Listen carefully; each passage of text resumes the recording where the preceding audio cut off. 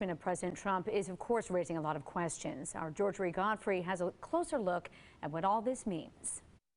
The top 3 hashtags trending on Twitter deal with the possible impeachment of President Donald Trump. But what does that mean? What does that process look like? And what are the consequences for such a big political move?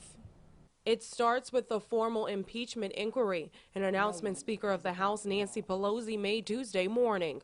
And that's sort of analogous to an investigation.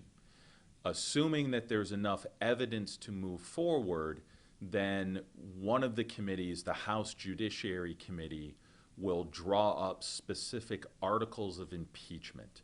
And that is similar to an indictment. Those articles are then presented to the full House for a vote. If at least one is passed, it moves to the Senate.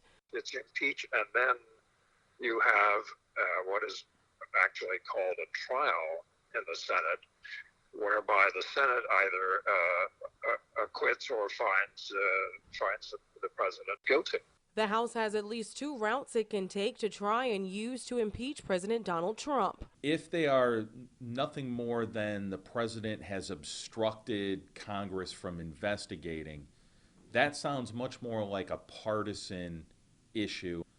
On the other hand, if the articles of impeachment talk about soliciting a foreign nation to work against the interests of the United States or dig up dirt on a political rival, both avenues can leave a stain on the political sphere. Even if acquitted, you can hardly imagine the election going forward without his impeachment being an issue. Only 2 presidents have been impeached before, President Andrew Johnson and President Bill Clinton, but both were acquitted by the Senate. In Columbia, George Godfrey, 7 News. Now, if Donald Trump is impeached, it does not mean that he'll be removed from office. The Senate would have to come back with a conviction for that to happen.